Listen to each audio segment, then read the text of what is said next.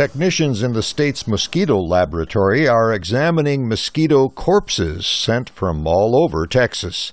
State Laboratories Director Grace Cuban says technicians use animal tissue susceptible to West Nile virus to test mosquito samples. And we add in essentially the ground up mosquitoes. We have to grind them up.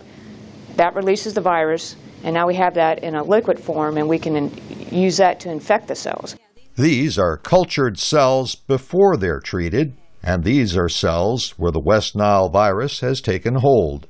Cuban says the tests provide results within 48 hours, so the lab can advise local officials on what action to take. Mosquitoes aren't born with West Nile virus. Newly hatched mosquitoes don't have the virus. They generally get it from biting birds that are infected.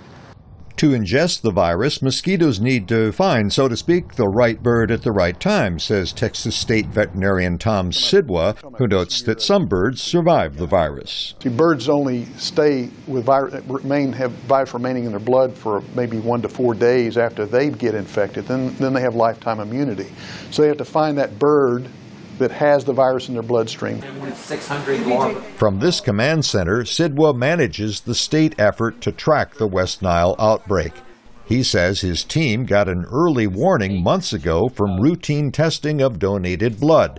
This year we got advance notice that there was activity by virtue of that testing and people who are donating blood testing positive for West Nile. That doesn't mean they're sick. Some of them may be, but they have the virus in their system. Sidwa says most infected people are unaware of it. Symptoms can include fever, headache, and feeling tired. For the small percentage whose brains are affected by the virus, it can be debilitating and even deadly. The way it manifests, everything from 80% of the people with no symptoms to 20% with a lesser disease, and roughly 1% or 1 in 150 will develop the severe neurologic form of the disease.